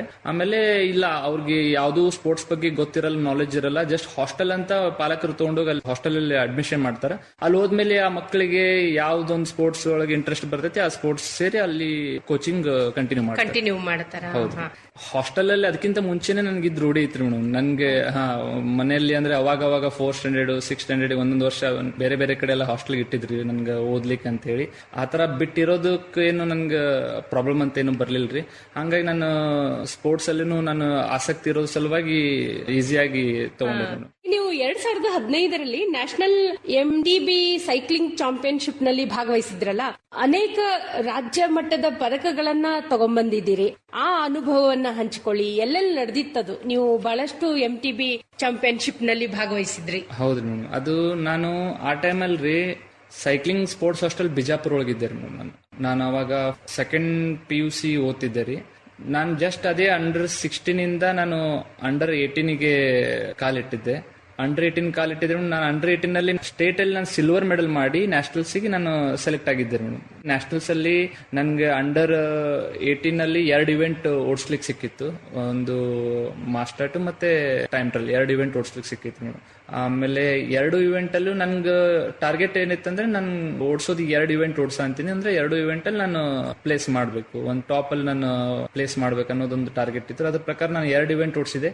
2 ಇವೆಂಟ್ ಅಲ್ಲೂ ಒಂದು ಫಸ್ಟ್ ಪ್ಲೇಸ್ ಆಮೇಲೆ ಮಾಸ್ಟರ್ ಅಲ್ಲಿ 2nd ಪ್ಲೇಸ್ ಮಾಡಿದ್ದಾರೆ. ಈ 2 ಇವೆಂಟ್ ಮಾಡಿದ್ಮೇಲೆ ನಂದೊಂದು ಪರ್ಫಾರ್ಮೆನ್ಸ್ ನೋಡಿ ನನ್ ಕೋಚ್ ಬಂದಿರೋರು, ನೀನು ಬಹಳ ಚಲೋ ಓಡ್ಸ ಅಂತಿ, ಆಲ್ಮೋಸ್ಟ್ ಸೀನಿಯರ್ ಹುಡುಗರು ಲೆವೆಲ್ ಓಡ್ಸ ಅಂತಿ, ನೀನು ಸೀನಿಯರ್ ಅಲ್ಲೂ ಪಾರ್ಟಿಸಿಪೇಟ್ ಮಾಡು, ಸೀನಿಯರ್ ಅಲ್ಲೂ ನಿನ್ಗೆ ಎಷ್ಟಾಗುತ್ತೆ ನಿನ್ ಬೆಸ್ಟ್ ಎಫರ್ಟ್ ಮಾಡು ಅಂತ ಹೇಳಿ ನನ್ಗೆ, ಇಲ್ಲಾಂದ್ರೆ ಅಟ್ಲೀಸ್ಟ್ ನಿನ್ನ ಟೀಮ್ಮೇಟ್ಸ್ ಇರ್ತಾರಲ್ಲ ಅವ್ರಿಗಾದ್ರೂ ಹೆಲ್ಪ್ ಮಾಡಕ್ ಟ್ರೈ ಮಾಡು ಅಂತ ಹೇಳಿ ನನ್ಗೆ ಸೀನಿಯರ್ ಅಲ್ಲೂ ಒಂದು ಇವೆಂಟ್ ಕೊಟ್ರು. ಅದೇ ಸೇಮ್ ಕಾಂಪಿಟೇಷನ್ ಅಲ್ಲಿ ಅದೇ ಚಾಂಪಿಯನ್ಶಿಪ್ ಅಲ್ಲಿ ಸೀನಿಯರ್ ಅಲ್ಲಿ ಒಂದು ಇವೆಂಟ್ ಕೊಟ್ರು. ನಾನು ಓಕೆ ಸರ್ ಸೀನಿಯರ್ ಅಲ್ಲಿ ಒಂದು ಇವೆಂಟ್ ಓಡಿಸ್ತೀನಿ ಅಂತೇಳಿ ಸೀನಿಯರ್ ಅಲ್ಲಿ ಹತ್ತಿದ್ರಿ. ಸೀನಿಯರ್ ಅಲ್ಲಿ ಹತ್ತಿ ಸೀನಿಯರ್ ಅಲ್ಲೂ ಪಾರ್ಟಿಸಿಪೇಟ್ ಮಾಡಿದ್ಮೇಲೆ ನನ್ಗೆ ಒಂದು ಆಲ್ರೆಡಿ ನಾನು 2 ಮೆಡಲ್ ಗೆದ್ದು ಬಿಟ್ಟಿದ್ದೆ, ಒಂದು ಸಿಲ್ವರ್ ಒಂದು ಗೋಲ್ಡ್ ಮೆಡಲ್ ಆಗಿಬಿಟ್ಟಿತ್ತು. ಅದೊಂದು ಕಾನ್ಫಿಡೆನ್ಸ್ ಇಂದ ನಾನು ನಂದು ಎಷ್ಟಿದೆ ನಾನು ಫುಲ್ 100% ಎಫರ್ಟ್ ಹಾಕಿದ್ಮೇಲೆ ಸೀನಿಯರ್ ಅಲ್ಲೂ ನಾನು ಫಸ್ಟ್ ಪ್ಲೇಸ್ ಆಯ್ತು ಅಲ್ಲಿ. ನಾ ಜಸ್ಟ್ ಅವಾಗ ಅಂಡರ್ 16 ಇಂದ ಅಂಡರ್ 18 ಬಂದಿದ್ದೆ ರೀ ಮೇಡಮ್. ಅಂಡರ್ 18 ಇದ್ದಾಗ್ಲೂ ನನ್ಗೊಂದು ಕೋಚ್ ಇಲ್ಲ ನೀನು ಒಂದು ನೆಕ್ಸ್ಟ್ ಲೆವೆಲ್ ಮಾಡಿ ತೋರಿಸಬಹುದು, ನೆಕ್ಸ್ಟ್ ಲೆವೆಲ್ ನಿನ್ ಕಡೆ ಕೆಪಾಸಿಟಿ ಐತೆ ಅಂತ ಹೇಳಿ ನನಗೆ ಸೀನಿಯರ್ ಒಂದು ಅವಕಾಶ ಕೊಟ್ಮೇಲೆ ಸೀನಿಯರ್ ಅಲ್ಲೂ ನಾನು ಫಸ್ಟ್ ಪ್ಲೇಸ್ ಮಾಡಿದ್ದೆ ರೀ. ಅದು ಮರ್ಯಾಕ ಆಗಂಗಿಲ್ರಿ, ಯಾಕಂದ್ರೆ ಫಸ್ಟ್ ನ್ಯಾಷನಲ್ಸ್ ಅಲ್ಲಿ ನಾನು ಮೆಡಲ್ ಮಾಡಿರೋದು. ಆಮೇಲೆ ಆ ಕಾಂಪಿಟೇಷನ್ ಅಲ್ಲಿ over all men's best player ಅಂತ ನನಗೆ ಅವಾರ್ಡ್ ಸಿಕ್ತು. ಎಲ್ಲೆಲ್ಲಿ ನಡೆದಿತ್ತು ಈ ನ್ಯಾಷನಲ್ ಚಾಂಪಿಯನ್ಶಿಪ್ಗಳು? ಸೊ ಇಲ್ಲಿ ವಾತಾವರಣಕ್ಕೂ ಅಲ್ಲಿ ವಾತಾವರಣಕ್ಕೂ ಬದಲಾವಣೆ ಇರ್ತದೆ. ವಾತಾವರಣ ಆಗಿರ್ಬೋದು, ಫುಡ್ ಆಗಿರ್ಬೋದು, ಇವೆಲ್ಲ ಚೇಂಜ್ ಇದ್ದೇ ಇರ್ತದೆ. ಅದೆಲ್ಲ ಒಂಚೂರು ನಿಮ್ಗೆ ಎಫೆಕ್ಟ್ ಆಯ್ತಾ? ಸ್ಪೋರ್ಟ್ಸ್ ಪರ್ಸನ್ ಅಂದ್ಮೇಲೆ ಫುಡ್ ಆಗ್ಲಿ ಕ್ಲೈಮೇಟ್ ಆಗ್ಲಿ ಈಸಿಯಾಗಿ ಅಂದ್ರೆ ಚೇಂಜ್ ಇದ್ದೇ ಇರುತ್ತೆ ಮೇಡಮ್. ಚೇಂಜ್ ಇದ್ರು ನಾವು ಈಸಿಯಾಗಿ ನಾವು ಅದಕ್ಕೆ ಅಡಾಪ್ಟ್ ಆಗ್ತೇವ್ರಿ. ಫುಡ್ ಅದು ನಾವು ಯಾವ್ದ್ರಲ್ಲಿ ಇದನ್ನ ತಿನ್ಬೇಕು ಇದನ್ನ ತಿನ್ಬಾರ್ದು ಅಂತ ನಮ್ಗೆ ಆಲ್ರೆಡಿ ಗೊತ್ತಿರುತ್ತೆ. ಯಾವ್ದು ಜಸ್ಟ್ ಸ್ವಲ್ಪ ಆಯಿಲ್ ಅದು ಅವಾಯ್ಡ್ ಮಾಡ್ತೀವಿ, ಪ್ರೋಟೀನ್ ಜಾಸ್ತಿ ಇಂಟೇಕ್ ಮಾಡ್ತೀವಿ. ಹಂಗಾಗಿ ನಮ್ಗೆ ಏನ್ ಬೇಡ ಅದನ್ನ ದೂರ ಸರಿಸಿ ಏನ್ ಬೇಕು ಅದ್ರ ಕಡೆ ಅಷ್ಟೇ ಕಾನ್ಸಂಟ್ರೇಟ್ ಮಾಡಿ ಏನ್ ಬೇಕಲ್ಲ ಅದ್ ನೋಡ್ಕೊಂಡು ತಿಂತೀವಿ ಅಷ್ಟೇ ರೀ ಮೇಡಮ್. ಅನೇಕ ರೋಡ್ ಮತ್ತೆ ಟ್ರ್ಯಾಕ್ ಸೈಕ್ಲಿಂಗ್ ಚಾಂಪಿಯನ್ಶಿಪ್ ನಲ್ಲೂ ಭಾಗವಹಿಸಿದ್ರಿ. ಈ 2 ಇವೆಂಟ್ಗಳಲ್ಲಿ ನಿಮ್ಗೆ ಯಾವ್ದು ಇಷ್ಟ ಮತ್ತೆ ಯಾಕೆ? ನಾನು ರೋಡು, ಟ್ರ್ಯಾಕ್ ಮತ್ತೆ ಮೌಂಟೇನ್ ಬೈಕ್ 3 ಡಿಸಿಪ್ಲಿನ್ ಅಲ್ಲಿ ಪಾರ್ಟಿಸಿಪೇಟ್ ಮಾಡಿದ್ದೀನಿ ನೋಡಿ. ಇಲ್ಲಿ ತರ ಅಂದ್ರೆ 3 ಡಿಸಿಪ್ಲಿನ್ ಪಾರ್ಟಿಸಿಪೇಟ್ ಮಾಡಿದ್ದೀನಿ. 3 ಡಿಸಿಪ್ಲಿನ್ ಅಲ್ಲಿ ನ್ಯಾಷನಲ್ಸ್ ಮೆಡಲ್ ಮಾಡಿದ್ದೀನಿ. ಆಮೇಲೆ ಟ್ರ್ಯಾಕ್ ಅಲ್ಲಿ ಮತ್ತು ರೋಡ್ ಅಲ್ಲಿ ಇಂಟರ್ನ್ಯಾಷನಲ್ಸ್ ಅಲ್ಲಿ ಮೆಡಲ್ ಮಾಡಿದ್ದೀನಿ. ಅದರಲ್ಲಿ ನನ್ಗೆ ಜಾಸ್ತಿ ನನ್ಗೆ ಇಷ್ಟ ಆಗೋದಂತಂದ್ರೆ ಮೌಂಟೇನ್ ಬೈಕಿಂಗ್. ಮೌಂಟೇನ್ ಬೈಕಿಂಗ್ ಅಂತಂದ್ರೆ ಅದೊಂಥರ ಆಲ್ಮೋಸ್ಟ್ ಡಿಫ್ರೆಂಟ್ ಡಿಸಿಪ್ಲಿನ್. ಯಾಕಂದ್ರೆ ಅದರಲ್ಲಿ ನಾವು ಗುಡ್ಡ, ಆಮೇಲೆ ಬೆಟ್ಟ, ಆಮೇಲೆ ಆಫ್ ರೋಡಿಂಗ್ ಜಾಸ್ತಿ ಇರುತ್ತೆ ಮೇಡಮ್. ಆನ್ ರೋಡ್ ಅನ್ನೋದಕ್ಕೆ ಆಫ್ ರೋಡಿಂಗ್ ಜಾಸ್ತಿ ಇರುತ್ತೆ ರೀ. ಅಲ್ಲಿ ವಾತಾವರಣ ಆಗ್ಲಿ ಕ್ಲೈಮೇಟ್ ನೆಕ್ಸ್ಟ್ ಲೆವೆಲ್ ಡಿಫ್ರೆಂಟ್ ಇರುತ್ತೆ ಮೇಡಮ್. ಹಂಗಾಗಿ ನನ್ಗೆ ಮೌಂಟೇನ್ ಬೈಕಿಂಗ್ ಜಾಸ್ತಿ ಇಷ್ಟ ಆಗುತ್ತೆ. ನೀವು ಈಗ ಟ್ರ್ಯಾಕ್ ಮತ್ತೆ ರೋಡ್ ಇದ್ರಲ್ಲೆಲ್ಲ ಪ್ರಾಕ್ಟೀಸ್ ಮಾಡ್ತೀರಿ ನೀವು. ಈಗ ಮೌಂಟೇನ್ ಬೈಕ್ ಅಂದ್ರೆ ಸ್ವಲ್ಪ ಗುಡ್ಡಗಾಡಿನಲ್ಲಿ ನೀವು ಸೈಕಲ್ ಓಡಿಸ್ಬೇಕಾಗುತ್ತೆ. ಸೊ ಅದೆಲ್ಲ ಹೇಗೆ ಹೊಂದ್ಕೋತೀರಿ ನೀವು? ಈಗ ಟ್ರ್ಯಾಕ್ ಮತ್ತೆ ರೋಡ್ ಅಂದ್ರೆ ಟ್ರ್ಯಾಕ್ ಅಂದ್ರೆ ನಾವು ಕಂಪಲ್ಸರಿ ವೆಲೋಡ್ರಮ್ ಅಲ್ಲೇ ಪ್ರಾಕ್ಟೀಸ್ ಮಾಡಬೇಕು. ಆಮೇಲೆ ವೆಲೋಡ್ರಮ್ ಆಲ್ರೆಡಿ ನಮ್ ಕಡೆ ಜಾಸ್ತಿ ಇಲ್ಲ ಮೇಡಮ್ ಪ್ರಾಕ್ಟೀಸ್ ಮಾಡೋಕೆ. ಎಲ್ಲ ಕಡೆ ಅವೈಲೇಬಿಲಿಟಿ ಇಲ್ಲ. ಈ ಕರ್ನಾಟಕದಲ್ಲಿ 1 ಕಡೆ 2 ಕಡೆ ನಾವು ಸಿಗುತ್ತೆ ಓಡ್ಸಕ್ಕೆ. ಹಂಗಾಗಿ ಅಲ್ಲಿ ಇದ್ದು ಪ್ರಾಕ್ಟೀಸ್ ಮಾಡ್ಬೇಕಂದ್ರೆ ಅಲ್ಲಿ ನಾವು ಅಡ್ಜಸ್ಟ್ ಆಗ್ಬೇಕಾಗತ್ತೆ ಮೇಡಮ್. ಆಮೇಲೆ ಈ ರೋಡ್ ಅಂದ್ರೆ ರೋಡ್ ಅಲ್ಲಿ ಹೆವಿ ಟ್ರಾಫಿಕ್ ಇರುತ್ತೆ ರೀ. ಆಮೇಲೆ ಎಲ್ಲಿ ಹೋದ್ರೂ ಆಲ್ಮೋಸ್ಟ್ ಎಲ್ಲ ಕಡೆ ಟ್ರಾಫಿಕ್ ಇದ್ದೇ ಇರುತ್ತೆ ರೀ. ಹಂಗಾಗಿ ಇವ್ ಎರಡಕ್ಕಿಂತ ಮೌಂಟೇನ್ ಬೈಕಿಂಗ್ ಹೆಂಗಂದ್ರೆ ನಾವು ಎದ್ರದ್ದು ಒಂದು ಕೊರತೆ ಅಂತ ಬರಂಗಿಲ್ಲ ಮೇಡಮ್. ನಾವ್ ಎಲ್ಲಿ ಮೌಂಟೇನ್ ಬೈಕ್ ಆಫ್ ರೋಡ್ ಅಲ್ಲಿ ಯಾವ ಗುಡ್ಡದಲ್ಲಿ ಹೋದ್ರು ಸೈಕಲ್ ತಗೊಂಡ್ ಹೋದ್ರು ನಾವು ಅಲ್ಲಿ ಪ್ರಾಕ್ಟೀಸ್ ಮಾಡ್ಬೋದ್ರಿ. ನಾವು ಅದು ರೋಡ್ ಇರ್ಲಿಲ್ಲ ಅಂದ್ರೆ ನಾವು ಅದು ರೋಡ್ ಮಾಡ್ಕೊಂಡ್ರು ಪ್ರಾಕ್ಟೀಸ್ ಮಾಡ್ಬೋದ್ರಿ. ಹಂಗಾಗಿ ಮೌಂಟೇನ್ ಬೈಕ್ ಚಲೋ ಅನಿಸ್ತದೆ. ಅಲ್ಲ ಅಂದ್ರೆ ಅಲ್ಲಿ ಶ್ರಮ ಜಾಸ್ತಿ ಹೋಗುತ್ತೆ ಯಾಕಂದ್ರೆ ಗುಡ್ಡ ಎತ್ತರ ಇರೋದ್ರಿಂದ ಏರ್ಬೇಕು, ನಾವು ಬಹಳ ಕಷ್ಟ ಪಡ್ಬೇಕು. ಹೇಗೆ ನೀವು ಅದನ್ನ ರೀಚ್ ಮಾಡ್ತೀರಿ ಮತ್ತೆ ಆ ಕಾಂಪಿಟೇಷನ್ ಹೇಗೆ ನಡೆಯುತ್ತೆ? ಅಂದ್ರೆ ಅದರಲ್ಲಿ ಏನಾದ್ರೂ ರೋಡ್ ಮಾರ್ಕ್ ಮಾಡಿರ್ತಾರ ಅಥವಾ ಇಷ್ಟೇ ಕಿಲೋಮೀಟರ್ ಅಂತ ಇರ್ತದ, ಹಾಗೆ ಇಷ್ಟೇ ಟೈಮ್ ಅಲ್ಲಿ ನೀವು ರೀಚ್ ಆಗ್ಬೇಕಂತ ಇರ್ತದ, ಹೇಗೆ? ಹೌದು ಮೇಡಮ್, ಮೌಂಟೇನ್ ಬೈಕ್ ಅಲ್ಲಿ ಸ್ವಲ್ಪ ಎಫರ್ಟ್ ಜಾಸ್ತಿನೇ ಹತ್ತೈತ್ರಿ. ಯಾಕಂತಂದ್ರೆ ಅಲ್ಲಿ ಅಪಿಲ್ ಅನ್ನೋದು ಜಾಸ್ತಿ ಇರ್ತೈತ್ರಿ ಮೇಡಮ್. ಅದ್ರದ್ದು ಲ್ಯಾಬ್ ಸಿಸ್ಟಮ್ ಇರುತ್ತೆ ಮೇಡಮ್. ಈಗ ಒಂದು ಗುಡ್ಡ ಇವೆಂಟ್ 20 ಕಿಲೋಮೀಟರ್ ಡಿಸ್ಟೆನ್ಸ್ ಐತೆ ಅಂತಂದ್ರೆ ಅಲ್ಲಿ ಜಸ್ಟ್ 1 ಕಿಲೋಮೀಟರ್ 2 ಕಿಲೋಮೀಟರ್ ಸರ್ಕ್ಯೂಟ್ ಇತ್ತಂದ್ರೂ 2 ಕಿಲೋಮೀಟರ್ ಹೋಗಿ 2 ಕಿಲೋಮೀಟರ್ ಬರೋ ತರ ಲ್ಯಾಬ್ ಸಿಸ್ಟಮ್ ಮಾಡಿರ್ತಾರೆ. ಆಮೇಲೆ ನಾವು ಹೋಗೋ ಸೈಕಲ್ ಹೋಗೋಷ್ಟೇನೆ ದಾರಿ ಇರ್ತೈತ್ರಿ, ಅದ್ರೊಳಗೆ ಎಕ್ಸ್ಟ್ರಾ ದಾರಿ ಇರಂಗಿಲ್ರಿ. ಅದಕ್ಕೆಲ್ಲ ಮಾರ್ಕಿಂಗ್ ಮಾಡಿರ್ತಾರೆ. ಆಮೇಲೆ ಸೈಡ್ ಎಲ್ಲ ರಿಬ್ಬನ್ ಎಲ್ಲ ಕಟ್ಟಿರ್ತಾರ. ಆಮೇಲೆ ಅದು ಏನ್ ರೂಟ್ ಇರ್ತೈತಲ್ಲ ಆ ರೂಟ್ ಒಳಗೆ ಅಷ್ಟೇ ಹೋಗಿ ಆ ರೂಟ್ ಒಳಗೆ ಅಷ್ಟೇ ಬರೋದಿರ್ತೈತಿ. ಅಂದ್ರೆ ಈಗ 2 ಕಿಲೋಮೀಟರ್ ಲ್ಯಾಪ್ ಇತ್ತಂದ್ರೆ 10 ಲ್ಯಾಪ್ಸ್ ಮಾಡಿದ್ರೆ 20 ಕಿಲೋಮೀಟರ್ಸ್ ಆಗುತ್ತೆ. ಈ ತರ ಅದು ಡಿಸ್ಟೆನ್ಸ್ ಮೇಲೆ ನಮ್ಗೆ ಲ್ಯಾಪ್ಸ್ ಡಿಸೈಡ್ ಮಾಡಿರ್ತಾರ. ಅದರಲ್ಲಿ ಈಗ ಮಾಸ್ಟರ್ ಅಂತಂದ್ರೆ ಈಗ ಟೋಟಲ್ ಒಂದು ಏಜ್ ಕ್ಯಾಟಗರಿಯಲ್ಲಿ 50 ಜನ ಇದ್ರು ಅಂತಂದ್ರೆ 50 ಜನನು ಒಂದೇ ಸಲ ಬಿಡ್ತಾರೆ. 50 ಜನ ಒಂದೇ ಸಲ ಬಿಡ್ತಾರ. ಯಾರು ಆ 20 ಲ್ಯಾಪ್ ನ ಫಸ್ಟ್ ಮುಗಿಸ್ತಾರಲ್ಲ ಅವರು ವಿನ್ನರ್ ಅಂತ ಡಿಸೈಡ್ ಆಗುತ್ತೆ. ಆಮೇಲೆ ಟೈಮ್ ಟ್ರಯಲ್ ಅಲ್ಲಿ ಸೇಮ್ ಇವ ಒಂದು 30 ಜನ ಇದ್ರಂತಂದ್ರೆ 30 ಜನನು ಒಬ್ರಾದ್ಮೇಲೆ ಒಬ್ರನ್ನ 30 ಸೆಕೆಂಡ್ ಇಲ್ಲ 1 ನಿಮಿಷ ಗ್ಯಾಪ್ ಅಲ್ಲಿ ಬಿಡ್ತಾರ. ಓವರ್ ಆಲ್ ಟೈಮಿಂಗ್ ಅಲ್ಲಿ ಯಾರು ಫಾಸ್ಟೆಸ್ಟ್ ಇರ್ತಾರಲ್ಲ ಅವರು ವಿನ್ನರ್ಸ್ ಅಂತ ಡಿಸೈಡ್ ಆಗ್ತಾರೆ. ನೀವೇ ಹೇಳಿದ್ರಿ ಈಗ ಸೈಕಲ್ ಹೋಗೋಷ್ಟೇ ಜಾಗ ಇರ್ತದ ಅಂತಂದು. ಈಗ ಗುಡ್ಡ ಅಂತಂದ್ರೆ ಏರಿಕೆ ಮೇಲೆ ಇರ್ತದೆ, ಬೀಳೋ ಹೆದರಿಕೆ ಇರಲ್ಲ. ಇರುತ್ತೆ ಮೇಡಮ್, ಬೀಳೋ ಹೆದರಿಕೆನೂ ಇರುತ್ತೆ ರೀ. ಆಮೇಲೆ ಈಗ ಸೈಕಲ್ ಹೋಗಷ್ಟಂದ್ರೂ ಒಂದು ಕೆಲವೊಂದ್ ಕಡೆ ಒಂದೇ ಸೈಕಲ್ ಹೋಗಷ್ಟು ದಾರಿ ಇರುತ್ತೆ ರೀ. ಕೆಲವೊಂದ್ ಕಡೆ ಸ್ವಲ್ಪ ರೋಡ್ ಅಂದ್ರೆ ಅದೇನ್ ರೋಡ್ ಮಾಡಿರ್ತಾರಲ್ರಿ ಮೇಡಮ್, ಅದು ಸ್ವಲ್ಪ ವೈಡ್ ಆಗಿನೂ ಇರುತ್ತೆ. ಈಗ ಯಾರೋ ಒಬ್ರು ಮುಂದ್ ಹೋಗ್ತಿರ್ತಾರ, ಅವ್ರ ಹಿಂದೊಬ್ರು ಬರ್ತಿರ್ತಾರ, ಅವ್ರನ್ನ ಓಟ್ಯಾಕ್ ಮಾಡ್ಕೊಂಡು ಹೋಗ್ಬೇಕಂದ್ರೆ ಕೆಲವೊಂದು ಸ್ಪಾಟ್ಸ್ ಇರುತ್ತೆ. ಆ ಸ್ಪಾಟ್ ಅಲ್ಲಿ ನಾವು ಓಟ್ಯಾಕ್ ಮಾಡ್ಕೊಂಡು ಮುಂದ್ ಹೋಗ್ಬೋದ್ರಿ. ಬೀಳೋದು ಹೇಳೋದಂತೂ ಇದ್ದೇ ಇರುತ್ತೆ ರೀ ಸೈಕ್ಲಿಂಗ್ ಅಲ್ಲಿ. ಸೇಫ್ಟಿ ಎಲ್ಲ ಇರುತ್ತೆ ಮೇಡಮ್, ಆದ್ರೂ ಕ್ರಾಶ್ ಆಗೋದು ಚಾನ್ಸಸ್ ಬಹಳ ಕಡಿಮೆ ಇರುತ್ತೆ. ಯಾಕಂದ್ರೆ ಎಲ್ಲರೂ ಈಗ ನ್ಯಾಷನಲ್ ಲೆವೆಲ್ ಬಂದಾರಂತಂದ್ರೆ ಎಲ್ಲರೂ ಪ್ರೊಫೆಷನಲ್ ಇರ್ತಾರ್ರಿ, ಪ್ರೊಫೆಷನಲ್ ಆಗಿ ಟ್ರೈನ್ ಮಾಡೇ ಬಂದಿರ್ತಾರ. ಬೀಳೋ ಚಾನ್ಸಸ್ ಬಹಳ ಕಡಿಮೆ ಇರ್ತೈತಿ. ಹಂಗೇನೋ ಬಿದ್ದು ಕ್ರಾಶ್ ಆಗೋದು ಏನೋ ಆದ್ರೂ ಅದಕ್ಕೆ ಸೇಫ್ಟಿ ಅಂತ ಅಲ್ಲಿ ಮೆಡಿಕಲ್ ಟೀಮ್ ಎಲ್ಲ ಇರುತ್ತೆ ನಮ್ ಸಲುವಾಗಿ ಅಂತ. ಸಂದೇಶ್ ಅವರೇ, ಮೌಂಟೇನ್ ಬೈಕ್ ಚಾಂಪಿಯನ್ಶಿಪ್ ಅಲ್ಲಿ ಎಷ್ಟು ಪದಕಗಳನ್ನ ಪಡೆದಿದ್ರಿ ಇಲ್ಲಿವರೆಗೆ? ಮೌಂಟೇನ್ ಬೈಕ್ ಅಲ್ಲಿ ನಂದು ಇಲ್ಲಿವರೆಗೆ 7 ಮೆಡಲ್ ಇದೆ ಮೇಡಮ್. ನನ್ನ ನ್ಯಾಷನಲ್ಸ್ ಅಲ್ಲಿ ಟೋಟಲ್ ಇಲ್ಲಿ ತನ ಅಂತಂದ್ರೆ 9 ಮೆಡಲ್ ಇದೆ. ಅದರಲ್ಲಿ 7 ಗೋಲ್ಡ್, 2 ಬ್ರಾಂಚು, 1 ಸಿಲ್ವರ್ ಮೆಡಲ್ ಇದೆ. ಗೋಲ್ಡ್ ಜಾಸ್ತಿ ಇದೆ. ಗೋಲ್ಡ್ ಜಾಸ್ತಿ ಕಾರಣ ಏನು? ಕಾರಣ ಅಂದ್ರೆ ಮೇಡಮ್, ನಾನು ಜೂನಿಯರ್ ಅಲ್ಲಾಗ್ಲಿ ಸೀನಿಯರ್ ಅಲ್ಲಾಗ್ಲಿ 2016 ಇಂದ 2000 ನಾನು ರೈಲ್ವೇಸ್ ಸೇರಿದ್ದು 2016 ಅಲ್ಲಿ. ರೈಲ್ವೇಸ್ ಸೇರೋಕ್ಕಿಂತ ಮುಂಚೆ ನಾನು ಯಾವ ಕಾಂಪಿಟೇಷನ್ ಆಡಿದ್ದೀನಲ್ಲ ಮೇಡಮ್, ಅಂದ್ರೆ ಕರ್ನಾಟಕ ರಿಪ್ರೆಸೆಂಟ್ ಮಾಡಿ ಯಾವುದೇ ಕಾಂಪಿಟೇಷನ್ ಆಡಿದ್ರಲ್ಲೂ ಅದರಲ್ಲಿ ನಾನು ಒಂದು ಗೋಲ್ಡ್ ಮೆಡಲ್, ನ್ಯಾಷನಲ್ಸ್ ಅಲ್ಲಿ ಗೋಲ್ಡ್ ಮೆಡಲ್ ಫಿಕ್ಸ್ ಇರ್ತಿತ್ತು. ಆಮೇಲೆ ರೈಲ್ವೇಸ್ ಸೇರಿದ್ಮೇಲೆ ನಾನು ಇನ್ನೂ ಜಸ್ಟ್ ರೈಲ್ವೇಸ್ ಸೇರಿದಾಗೂ ಅಂಡರ್ 18 ಅಲ್ಲೇನೆ ಇದ್ದೆ. ಸೇರಿದ್ಮೇಲೆ ರೈಲ್ವೇಸ್ ಸೇರಿದ್ಮೇಲೆ ನಾವು ಜೂನಿಯರ್ ಅಲ್ಲಿ ಪಾರ್ಟಿಸಿಪೇಟ್ ಮಾಡೋದು ಆಗಿಲ್ಲ ನಾವು, ಅಂದ್ರೆ ಡೈರೆಕ್ಟ್ ನಮ್ಗೆ ಸೀನಿಯರ್ ಅಲ್ಲೇ ಪಾರ್ಟಿಸಿಪೇಟ್ ಮಾಡ್ಬೇಕಾಗಿತ್ತು. ಅವಾಗ ಒಮ್ಮೆ ಕಾಂಪಿಟೇಷನ್ ಜಾಸ್ತಿ ಆಗಿದ್ರಿಂದ ನನ್ನ ಪರ್ಫಾರ್ಮೆನ್ಸ್ ಅಲ್ಲಿ ಅವಾಗ ಸ್ವಲ್ಪ ಎಫೆಕ್ಟ್ ಆಯ್ತ್ರಿ. ಅದಾದ್ಮೇಲೆ ನಾನು ಕಂಟಿನ್ಯೂ ಪರ್ಫಾರ್ಮೆನ್ಸ್ ಮಾಡ್ತಾನೆ ಇದೀನಿ. ಬಟ್ ಆದ್ರೆ ಜೂನಿಯರ್ ಅಲ್ಲಿ ನಾನು ಅಂಡರ್ 18 ಆಗ್ಲಿ ಅಂಡರ್ 16 ಆ ಟೈಮ್ ಅಲ್ಲಿ ಎಲ್ಲ ನಂದು ಆಲ್ಮೋಸ್ಟ್ ಹತ್ತಿದ್ದೆಲ್ಲ ಕಾಂಪಿಟೇಷನ್ಸ್ ಗೋಲ್ಡ್ ಮೆಡಲ್ ಇದೆ.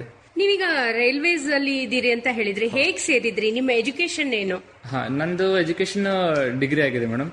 ಆಮೇಲೆ ನಾನು ಇಂಟರ್ನ್ಯಾಷನಲ್ಸ್ ಏಷ್ಯಾ ಕಪ್ ಮೆಡಲ್ ಮಾಡಿದ್ಮೇಲೆ, ಆಮೇಲೆ ನಾನು ನ್ಯಾಷನಲ್ಸ್ ಮಲ್ಟಿಪಲ್ ನ್ಯಾಷನಲ್ಸ್ ನಾನು ಚಾಂಪಿಯನ್ ಆದ್ಮೇಲೆ ರೈಲ್ವೇಸ್ ನಾನು ಸ್ಪೋರ್ಟ್ಸ್ ಕೋಟಾ ಅಲ್ಲಿ ನಾನು ಅಪ್ಲೈ ಮಾಡಿದೆ.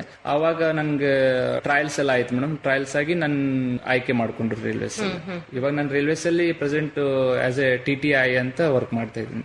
All India inter railway track cycling championship ನಲ್ಲಿ ಭಾಗವಹಿಸಿದ್ರಿ, ಆ ಅನುಭವಗಳನ್ನ ಹಂಚಿಕೊಳ್ಳಿ. 2018 ಅಲ್ಲಿ ಬಿಕಾನೇರ್ ಅಲ್ಲಿ ಅದು ಕಾಂಪಿಟೇಷನ್ ನಡೆದಿತ್ರಿ. ಇಂಡಿಯಾಯಿಂದನ ಅದನ್ನ ಕಂಡಕ್ಟ್ ಮಾಡಿದ್ರು. ಅದರಲ್ಲಿ ಸುಮಾರು ಒಂದು 8 ರಿಂದ 10 ಕಂಟ್ರೀಸ್ ಭಾಗವಹಿಸಿದ್ರು ಮೇಡಮ್, ಇನ್ಕ್ಲೂಡಿಂಗ್ ಫ್ರಾನ್ಸ್. ಆಮೇಲೆ ಒಳ್ಳೆ ಒಳ್ಳೆ ಕಾಂಪಿಟೇಷನ್ ಇರೋ ಕಂಟ್ರೀಸ್ ಪಾರ್ಟಿಸಿಪೇಟ್ ಮಾಡಿದ್ದು ರೀ. ನ್ಯಾಷನಲ್ ನೀವು ಬಹಳಷ್ಟು ಭಾಗವಹಿಸಿದ್ರಿ, ಟ್ರ್ಯಾಕ್ ಸೈಕ್ಲಿಂಗ್ ಆಗಿರ್ಬೋದು ಎಲ್ಲ. ಸೊ ಆ ಚಾಂಪಿಯನ್ಶಿಪ್ ಗಳಲ್ಲಿ ಅನೇಕ ಪದಕಗಳನ್ನ ತಗೊಂಡ್ಬಂದಿದ್ರಿ. SW ರೈಲ್ವೇಸ್ ಇಂದ ಮೇಡಮ್ ನಾನು ಇಂಟರ್ ರೈಲ್ವೇಸ್ ಅಂತ ಆಗುತ್ತೆ. ಈಗ ಫಸ್ಟ್ ನಮ್ದು SWR ನಾವು ರಿಪ್ರೆಸೆಂಟ್ ಮಾಡೋದು ಆಲ್ ಇಂಡಿಯಾ ಇಂಟರ್ ರೈಲ್ವೇಸ್ ಅಲ್ಲಿ. ಅದರಲ್ಲಿ ನಾವು ರೋಡ್ ಮತ್ತು ಟ್ರ್ಯಾಕ್ 2 ಡಿಸಿಪ್ಲಿನ್ ಅಲ್ಲಿ ನಾವು ಕಾಂಪಿಟೇಷನ್ ಮಾಡ್ತೀವ್ರಿ. ಅದರಲ್ಲಿ ನಾನು ರೋಡ್ ಅಲ್ಲಿ ಟೈಮ್ ಟ್ರಯಲ್ ಅಲ್ಲಿ ಮೆಡಲ್ ಮಾಡಿದ್ದೇನೆ. 2019 ಅಲ್ಲಿ ಸಿಲ್ವರ್ ಮೆಡಲ್ ಆಗಿದೆ. ಆಮೇಲೆ ಮಲ್ಟಿಪಲ್ ಟೈಮ್ ನಾವು team time trial gold medal ಮಾಡಿದೀವಿ. ಆಮೇಲೆ SWR ಗೆ ನಾವು ಆಲ್ಮೋಸ್ಟ್ 5 years ಚಾಂಪಿಯನ್ ಕೊಟ್ಟಿದ್ದೀವಿ. ಫಸ್ಟ್ ಟೈಮ್ ನಾವು ನಮ್ದು ಟೀಮ್ ಚಾಂಪಿಯನ್ ಆದಾಗ ನಾನು ಅದರಲ್ಲಿ ಟೀಮ್ ಅಲ್ಲಿ ಇದ್ದೆ ಮೇಡಮ್. ಕಂಟಿನ್ಯೂ ನಮ್ದು SWR ಟೀಮ್ ಸೈಕ್ಲಿಂಗ್ ಅಲ್ಲಿ ಸ್ಟ್ರಾಂಗ್ ಇದೆ ಮೇಡಮ್. ಚಾಂಪಿಯನ್ ತರ್ತಾ ಇದೀವಿ ಪ್ರತಿ ವರ್ಷ. 2016ರಲ್ಲಿ Asia Cup track cycling championship ನಲ್ಲಿ ಭಾಗವಹಿಸಿ ಕಂಚಿನ ಪದಕವನ್ನ ಪಡೆದ್ರಿ. ಆ ಅನುಭವವನ್ನ ಹಂಚಿಕೊಳ್ಳಿ. 2016 ಅಲ್ಲಿ ಏಷ್ಯಾ ಕಪ್ ಡೆಲ್ಲಿ ಒಳಗ ಕಂಡಕ್ಟ್ ಆಗಿತ್ತು ಮೇಡಮ್. ಇಂಡಿಯಾದವರು ಹೋಸ್ಟ್ ಮಾಡಿದ್ರಿ. ಅದರಲ್ಲಿ ನಾವು ಟೀಮ್ ಪರ್ಶೂಟ್ ಅಲ್ಲಿ ನಾನು ಪಾರ್ಟ್ ತಗೊಂಡಿದ್ದೆ. ಅದ್ರಲ್ಲಿ ನಮ್ದು ಇಂಡಿಯಾದಿಂದ ನಾವು 5 ಜನ ಇದ್ವಿ. ಕರ್ನಾಟಕದವರೇ 2 ಇದ್ವಿ ಮೇಡಮ್. ಅದ್ರಲ್ಲಿ ನಾನು ಮತ್ತೆ ರಾಜು ಬಾಟಿ ಅಂತ 2 ಹುಡುಗರು ನಾವು ಕರ್ನಾಟಕದಿಂದನೇ ಪಾರ್ಟಿಸಿಪೇಟ್ ಮಾಡಿದ್ವಿ. 4 ಕಿಲೋಮೀಟರ್ ಟೀಮ್ ಪರ್ಶೂಟ್ ಇವೆಂಟ್ ಇತ್ರಿ. ಅದ್ರೊಳಗ ನಮ್ದು ಕ್ವಾಲಿಫೈರ್ ರೌಂಡ್ ಅಲ್ಲಿ 3rd ಪ್ಲೇಸ್ ಆಯ್ತು ಮೇಡಮ್. ಕ್ವಾಲಿಫೈರ್ ರೌಂಡ್ ಅಲ್ಲಿ 3rd ಪ್ಲೇಸ್ ಆಯ್ತು. ಆಮೇಲೆ ಜಸ್ಟ್ 1 ಸೆಕೆಂಡ್ ನಾವು ಇನ್ ಫಾಸ್ಟ್ ಇದ್ವಿ ಅಂತಂದ್ರೆ ನಾವು ಕ್ವಾಲಿಫೈರ್ ರೌಂಡ್ ಅಲ್ಲಿ ನಾವು ಫಸ್ಟ್ ಸೆಕೆಂಡಿಗೆ ನಾವು ಗೋಲ್ಡ್ ಮೆಡಲ್ಗೆ ನಾವು ಫೈಟ್ ಮಾಡಬಹುದಿತ್ತು. ಕ್ವಾಲಿಫೈರ್ ರೌಂಡ್ ಅಲ್ಲಿ ನಾವು ಬ್ರಾಂಜ್ ಮೆಡಲ್ಗೆ ಕ್ವಾಲಿಫೈ ಆದ್ಮೇಲೆ ನಾವು ಫೈನಲ್ಗೂ ಬ್ರಾಂಜ್ ಮೆಡಲ್ಗೆ ನಾವು ಫೈಟ್ ಮಾಡ್ಬೇಕಾಗುತ್ತೆ. ಹಂಗಾಗಿ ನಾವು ಫೈನಲ್ ಬ್ರಾಂಜ್ ಮೆಡಲ್ಗೆ ಫೈಟ್ ಮಾಡಿ ಬ್ರಾಂಜ್ ಮೆಡಲ್ ತಗೋಬೇಕಾಯ್ತು. ಕಜಕಿಸ್ತಾನ್ ಆಗ್ಲಿ, ಆಮೇಲೆ ಕೊರಿಯಾ ಆಗ್ಲಿ, ಪಾಕಿಸ್ತಾನ, ಆಮೇಲೆ ಬೇರೆ ಬೇರೆ ಕಂಟ್ರೀಸ್ ಎಲ್ಲ ಬಂದಿದ್ವು. ಏಷ್ಯಾದಿಂದ ಆಲ್ಮೋಸ್ಟ್ 7 to 8 ಕಂಟ್ರೀಸ್ ಪಾರ್ಟ್ ತಗೊಂಡಿದ್ರು. ಸೊ ನಿಮ್ಗೆ ಯಾರು ಟಫ್ ಕಾಂಪಿಟೇಟರ್ ಅನ್ಸಿದ್ದು? ಟಫ್ ಕಾಂಪಿಟೇಷನ್ ಅಂತಂದ್ರೆ ಮೇಡಮ್ ಕೊರಿಯನ್ ಟೀಮು ಮತ್ತೆ Kazakhstan team tough competitions madam. ನಮ್ಮ ಭಾರತದಲ್ಲಿ ಸೈಕ್ಲಿಂಗ್ ನಲ್ಲಿ ಏನಾದ್ರೂ ಬದಲಾವಣೆ ಆಗ್ಬೇಕಾ? ಯಾಕಂದ್ರೆ ಯಾರು ಒಲಿಂಪಿಕ್ಸ್ ಗೆ ಹೋಗ್ತಾ ಇಲ್ಲ ಸೈಕ್ಲಿಸ್ಟ್ಗಳು. ಏನ್ ಕಾರಣ ಅಂತ ಹೇಳ್ತೀರಾ? ಕಾರಣ ಅಂದ್ರೆ ಮೇಡಮ್ ಯುರೋಪಿಯನ್ ಕಂಟ್ರೀಸ್ ಎಲ್ಲ ಸೈಕ್ಲಿಂಗ್ ಅಲ್ಲಿ ಬಹಳ ಫಾರ್ವರ್ಡ್ ಅಲ್ಲಿ ಇದ್ದಾರೆ. ಅವ್ರದ್ದು ಒಂದು ಸ್ಪೋರ್ಟ್ಸ್ ಸೈನ್ಸ್ ಇರ್ಬೋದು, ನ್ಯೂಟ್ರಿಷನ್ ಇಂಟೇಕ್ ಇರ್ಬೋದು, ಆಮೇಲೆ ಕೋಚಿಂಗ್ ಸ್ಕಿಲ್ ಇರ್ಬೋದು, ಕೋಚಿಂಗ್ ಇರ್ಬೋದು, ಬಹಳ ಒಂದು ನೆಕ್ಸ್ಟ್ ಲೆವೆಲ್ ಅವರು ಇದಾರೆ ಮೇಡಮ್. ಈ ನಮ್ಮ ಇಂಡಿಯಾದವರು ಇಂಪ್ರೂವ್ ಆಗ್ತಾ ಇದಾರೆ. ನಮ್ಮವ್ರು ಹೆಂಗ್ ಇಂಪ್ರೂವ್ ಆಗ್ತಾ ಇದಾರೆ ಅದ್ರ ತಕ್ಕಂಗೆ ಯುರೋಪಿಯನ್ ಕಂಟ್ರೀಸ್ನು ಹೊರಗಡೆ ಕಂಟ್ರೀಸ್ದವ್ರು ಅವರು ಇಂಪ್ರೂವ್ ಆಗ್ತಾ ಇದಾರೆ. ಬಟ್ ಓಕೆ ಮೇಡಮ್, ನಾವು ನಮ್ದು ಲೆವೆಲ್ ಬೆಸ್ಟ್ ಮಾಡ್ತಾ ಇದೇವ್ರಿ. ಇಂಪ್ರೂವ್ ಆಗ್ತಾ ಇದೆ ಮೇಡಮ್ ಸೈಕ್ಲಿಂಗ್. ಯಾಕೆ ಆಯ್ಕೆ ಆಗ್ತಾ ಇಲ್ಲ ಒಲಿಂಪಿಕ್ಗೆ? ಕಾಂಪಿಟೇಷನ್ ಆತರ ಇದೆ ಮೇಡಮ್. ಮೇನ್ ಜಾಸ್ತಿ ಕಾಂಪಿಟೇಷನ್ ಇದೆ ಮೇಡಮ್, ಅದಕ್ಕೆ ಆಯ್ಕೆ ಆಗ್ತಾ ಇಲ್ರಿ. ಇಕ್ವಿಪ್ಮೆಂಟ್ ಫೆಸಿಲಿಟಿ ಇಂಡಿಯಾ ಲೆವೆಲ್ಗೆ, ಇಂಡಿಯಾ ಟೀಮ್, ಇಂಡಿಯಾ ರೈಡರ್ಸ್ಗೆ ಯಾವುದೇ ಕಡೆಯಿಂದನೂ ಕಡಿಮೆ ಇಲ್ಲ ಮೇಡಮ್. ಇಕ್ವಿಪ್ಮೆಂಟ್ ಆಗಿ ನಮ್ಗೆ 100% ಏನು ವರ್ಲ್ಡ್ ಕ್ಲಾಸ್ ಇಕ್ವಿಪ್ಮೆಂಟ್ ನಮ್ ಕಡೆನೇ ಇದೆ ಮೇಡಮ್. ಕೋಚಿಂಗ್ ಫೆಸಿಲಿಟಿ ಸ್ವಲ್ಪ ಕಡಿಮೆ ಇತ್ತು ಮೇಡಮ್ ಇಷ್ಟ ದಿನ. ಈಗ ಲಾಸ್ಟ್ 2 years ಇಂದ ಕೋಚಿಂಗ್ ಕೋಚಸ್ನು ಒಳ್ಳೆ ಕೋಚಸ್ನ ಟೀಮ್ಗೆ ಎಲ್ಲ ಹಾಕಿದಾರೆ. ಇಂಪ್ರೂವ್ ಆಗ್ತಾ ಇದೆ ಮೇಡಮ್. ಬಟ್ ಇದೇ ಕೆಲಸ ಒಂದು 10 ವರ್ಷ ಮುಂಚೆ ಏನೋ ಒಂದು ಕೋಚಸ್ ಬದಲಾವಣೆ ಮಾಡಿದ್ರೆ ಇಲ್ಲಿ ತನ ಅಂದ್ರೆ ಇನ್ನೂ ನೆಕ್ಸ್ಟ್ ಲೆವೆಲ್ಗೆ ಆಗ್ಬೋದಿತ್ತು. ಬಟ್ ಮುಂದಿನ ದಿನಗಳ ಒಳಗ ಒಲಿಂಪಿಕ್ಗೆ ನಮ್ಮ ಇಂಡಿಯಾದಿಂದ ರೀಚ್ ಆಗ್ತಾರೆ ಅಂತ ಒಂದು ಭರವಸೆ ಇದೆ ಮೇಡಮ್. ಹೌದು. ಸಂದೇಶ್ ಅವರೇ, world railway road cycling championship ನಲ್ಲಿ ಭಾಗವಹಿಸಿ ರಜತ ಪದಕವನ್ನ ಗೆದ್ದಿದ್ರಿ. ಅದು 40 ಕಿಲೋಮೀಟರ್ TTT ಇವೆಂಟ್ ಇತ್ತಲ್ವಾ? ಯಾವ ರೀತಿ ಇತ್ತ ಕಾಂಪಿಟೇಷನ್? 40 ಕಿಲೋಮೀಟರ್ TTT ಅಂತಂದ್ರೆ team time trial madam. 40 kilometre team time trial. ನಾವು ಇಂಡಿಯಾದಿಂದ 5 ಜನ ಪಾರ್ಟ್ ತಗೊಂಡಿದ್ವಿ. 5 ಜನ ಅಂದ್ರೆ 5 ಜನ ಸೇರಿ ನಾವು 40 ಕಿಲೋಮೀಟರ್ ಫಿನಿಶ್ ಮಾಡ್ಬೇಕಾಗಿರೋದು. ಕೂಡಿ ಫಿನಿಶ್, ಟೀಮು 5 ಜನ ಕೂಡಿ ಸ್ಟಾರ್ಟ್ ಮಾಡಿ 5 ಜನ ಸೇರಿ ನಾವು ಫಿನಿಶ್ ಮಾಡ್ಬೇಕು. 5 ಜನರಲ್ಲಿ ಅಟ್ಲೀಸ್ಟ್ 4 ಜನ ನಾವು ಫಿನಿಶ್ ಮಾಡ್ಬೇಕು ಮೇಡಮ್. ಒಬ್ರು ಬಿಟ್ಟು ನಡೆದಿದೆ. ಅಟ್ಲೀಸ್ಟ್ 4th ರೈಡರ್ ಯಾರು ಫಿನಿಶ್ ಮಾಡ್ತಾರಲ್ಲ ಅವ್ರದ್ದು ಟೈಮ್ ಕೌಂಟ್ ಮಾಡ್ತಾರೆ ಮೇಡಮ್. ಫಸ್ಟ್, ಸೆಕೆಂಡ್, ಥರ್ಡ್ ಮುಂದ್ ಫಿನಿಶ್ ಮಾಡಿದ್ರು 4th ರೈಡರ್ ಲೇಟ್ ಆಗಿ ಬಂದ್ರು 4th ರೈಡರ್ನೇ ಟೈಮ್ ಕೌಂಟ್ ಮಾಡ್ತಾರೆ ಮೇಡಮ್. ಮೊದಲಿಗೆ ಯಾರು ರೀಚ್ ಆಗಿರ್ತಾರೆ ಅವ್ರದ್ದು ಟೈಮ್ ಕೌಂಟ್ ಆಗಲ್ಲ. ಯಾರ್ದು 4th ರೈಡರ್, ಈಗ 5 ಜನರಲ್ಲಿ 4ನೇದ ಒಂದು ಟೈಮಿಂಗ್ ಕೌಂಟ್ ಆಗುತ್ತೆ ಮೇಡಮ್. ಗೋಲ್ಡ್ ಮೆಡಲ್ ಅವಾಗ ಫ್ರಾನ್ಸ್ ಅವ್ರು ತಗೊಂಡ್ರು. ನಮ್ಗೆ ಅವ್ರಿಗೆ 40 ಕಿಲೋಮೀಟರ್ ಟೀಮ್ ಟೈಮ್ ಟ್ರಯಲ್ ಅಲ್ಲಿ 5 ಸೆಕೆಂಡ್ ಡಿಫ್ರೆನ್ಸ್ ಇತ್ತು ಮೇಡಮ್. 5 ಸೆಕೆಂಡ್ ಅಷ್ಟೇ. 5 ಸೆಕೆಂಡ್ ನಾವು ಇನ್ನು ಚೆನ್ನಾಗಿ ನಮ್ದು ಟೀಮ್ ವರ್ಕ್ ನಾವು ಮಾಡಿದ್ವಿ ಅಂದ್ರೆ ನಾವು ಗೋಲ್ಡ್ ಮೆಡಲ್ ತಗೊಳ್ಳೋ ಚಾನ್ಸಸ್ ಇತ್ತು. ಬಟ್ ಆ ಟೈಮಲ್ಲಿ ನಮ್ದು ಬೆಸ್ಟ್ ಕೊಟ್ಟು ನಾವು ಸಿಲ್ವರ್ ಮೆಡಲ್ ತಗೊಂಡಿದ್ವಿ. ಸೊ ಇಲ್ಲಿಯವರೆಗೆ ನಿಮ್ಗೆ ಸ್ಟೇಟ್ ಲೆವೆಲ್, ನ್ಯಾಷನಲ್ ಲೆವೆಲ್ ಮತ್ತೆ ಅಂತಾರಾಷ್ಟ್ರೀಯ ಮಟ್ಟದಲ್ಲಿ ಎಷ್ಟು ಪದಕಗಳು ಬಂದಿದೆ?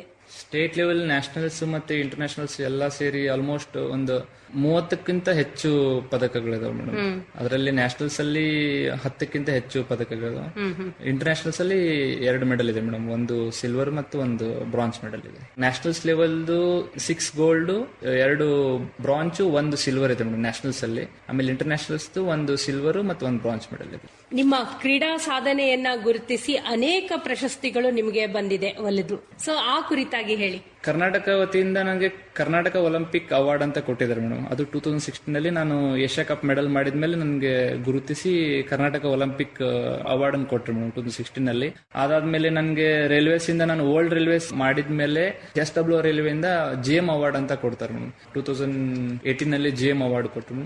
ಸಂದೇಶ್ ಅವರೇ, ನೀವು ಬಹಳಷ್ಟು ಸಾಧನೆಯನ್ನ ಮಾಡಿದ್ದೀರಾ ಅಂತಾರಾಷ್ಟ್ರೀಯ ಮಟ್ಟದಲ್ಲಿ ಸೈಕ್ಲಿಂಗ್ ನಲ್ಲಿ. ನಿಮ್ಮ ಮುಂದಿನ ಗುರಿ ಏನು?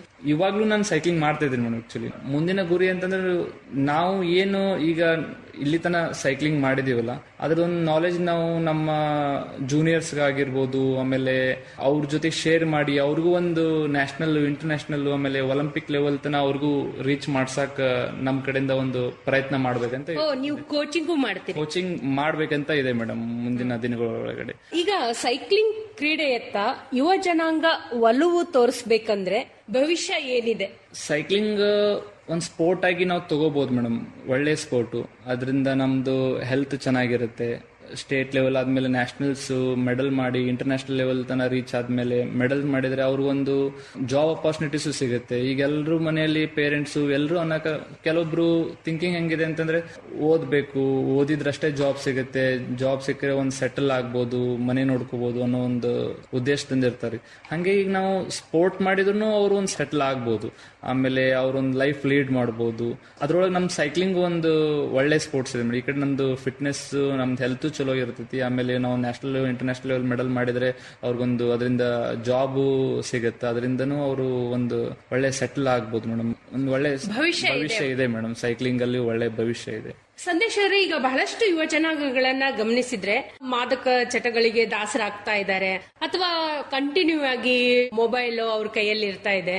ಸೊ ಅಂತ ಯುವ ಜನಾಂಗಕ್ಕೆ ಏನ್ ಹೇಳಲಿಕ್ಕೆ ಬಯಸ್ತೀರಿ? ಮೊಬೈಲ್ ಆಗ್ಲಿ, ಟಿವಿ ಆಗ್ಲಿ, ಅದನ್ನ ಒಳ್ಳೇದಾಗಿನೂ ನಾವು ಉಪಯೋಗ ಮಾಡ್ಕೋಬಹುದು ಮೇಡಮ್, ಕೆಟ್ಟದಾಗಿನೂ ಉಪಯೋಗ ಮಾಡ್ಕೋಬಹುದು. ಅದರಿಂದ ಎಷ್ಟು ನೆಸೆಸರಿ ಇತ್ತ ಅಷ್ಟು ನಾವು ಯೂಸ್ ಮಾಡ್ಕೊಂಡು ಸ್ಟಡೀಸ್ ಆಗ್ಲಿ, ಇಲ್ಲ ಸ್ಪೋರ್ಟ್ಸ್ ಆಗ್ಲಿ, ಫಿಟ್ನೆಸ್ ಆ ಕಡೆ ಒಂದ್ ಸ್ವಲ್ಪ ಲಕ್ಷ್ಯ ಕೊಡ್ಬೇಕು ಮೇಡಮ್. ಆಮೇಲೆ ಈಗಿಂದ ಯೂತ್ಸ್ ಯಾವ ತರ ಕನ್ಸಿಡರ್ ಮಾಡ ಅಂತಾರಂದ್ರ, ನಾವ್ ನೋಡ್ದಂಗೆ ಎಷ್ಟೋ ಜನ ನೋಡ್ದಾಗ ಒಂದ್ಸಲ ಫೋನ್ ದಲ್ಲಿನೇ ಇರ್ತಾರೆ. ಫೋನ್ ದಲ್ಲಿ ಏನೋ ಒಂದು ಆಕ್ಟಿವಿಟೀಸ್ ಮಾಡೋದಾಗ್ಲಿ, ಆಪ್ ಯೂಸ್ ಮಾಡೋದಾಗ್ಲಿ, ಗೇಮ್ ಆಡೋದಾಗ್ಲಿ, ಆತರ ಎಲ್ಲ ಅದನ್ನ ಯೂಸ್ ಮಾಡ್ತಾರೆ. ಅದನ್ನ ಯೂಸ್ ಮಾಡೋದ್ರ ಬದಲಿ ಅದರಿಂದ ಏನೋ ಒಂದು ಕಲಿಯೋದನ್ನ ಕಲಿಬಹುದ್ರಿ. ಆಮೇಲೆ ಅದನ್ನ ಜಾಸ್ತಿ ಯೂಸ್ ಮಾಡೋದ್ ಬಿಟ್ಟು ಹೊರಗಡೆ ಪ್ರಪಂಚ ಒಳಗೆ ಎಷ್ಟೋ ಆಕ್ಟಿವಿಟೀಸ್ ಇದೆ, ಆಮೇಲೆ ಸ್ಪೋರ್ಟ್ಸ್ ಮಾಡಬಹುದು.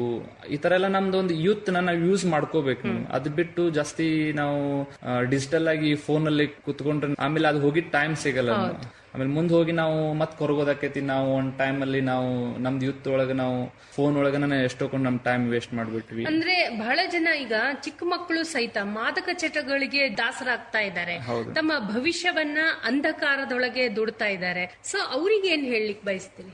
ಯೂತ್ ಅವ್ರದ್ದೊಂದು ಅದು ಒಂದು ಟೈಮ್ ಅಲ್ಲಿ ಅವ್ರು ಮಾಡಿದ್ಮೇಲೆ ಅವಾಗ ಅವ್ರಿಗೆ ರಿಯಲೈಸ್ ಆಗಲ್ಲ ಮೇಡಮ್. ಅದೊಂದು ಟೈಮ್ ಹೋಗ್ಬಿಡುತ್ತೆ. ಹೋದ್ಮೇಲೆ ಅವ್ರಿಗೊಂದು ನಾವ್ ಹಿಂಗ್ ಮಾಡಬಾರ್ದಿತ್ತಲ್ಲ, ನಾವ್ ಹಿಂಗ್ ಮಾಡಿದಕ್ಕೆ ಇವತ್ತಿನ ಪರಿಸ್ಥಿತಿ ನಮ್ದು ಹಿಂಗ್ ಬಂದೈತಿ ಅಂತ ಅವ್ರದೊಂದು ಭವಿಷ್ಯನೇ ಹಾಳಾಗ್ಬಿಡ್ತದೆ. ಹಂಗಾಗಿ ಅದನ್ನೆಲ್ಲ ಕಂಟ್ರೋಲ್ ಅಲ್ಲಿ ಇಟ್ಕೊಂಡು ಸ್ಟಡೀಸ್ ಅಲ್ಲಾಗ್ಲಿ, ಸ್ಪೋರ್ಟ್ಸ್ ಅಲ್ಲಿ ಕಾನ್ಸಂಟ್ರೇಟ್ ಮಾಡಿದ್ರೆ ನಿಮ್ದೊಂದು ಫ್ಯೂಚರ್ ಚೆನ್ನಾಗಿರುತ್ತೆ. ಆಮೇಲೆ ಅವ್ರ ಸಲುವಾಗಿ ಅಂತೇಳಿ ಅವರು ಪೇರೆಂಟ್ಸ್ ಎಲ್ಲ ಎಷ್ಟೋ ಒಂದು ಕಷ್ಟ ಪಡ್ತಿರ್ತಾರ.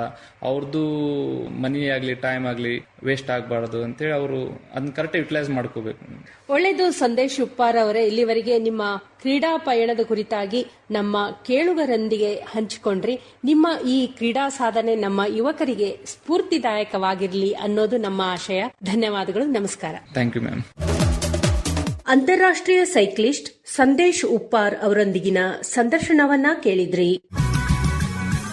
ಪ್ರಸ್ತುತಿ ಭಾರತಿ ನಾಗರಮಠ್, ನಿರ್ವಹಣೆ ಜ್ಯೋತಿ ದಾಸ್. ಇದಾಗಿತ್ತು ಕ್ರೀಡಾಲೋಕ ಕಾರ್ಯಕ್ರಮ. ರಾಜ್ಯವ್ಯಾಪಿ ಪ್ರಸಾರವಾದ ಈ ಕಾರ್ಯಕ್ರಮ ಆಕಾಶವಾಣಿ ಬೆಂಗಳೂರು ಕೇಂದ್ರದ ಕೊಡುಗೆ.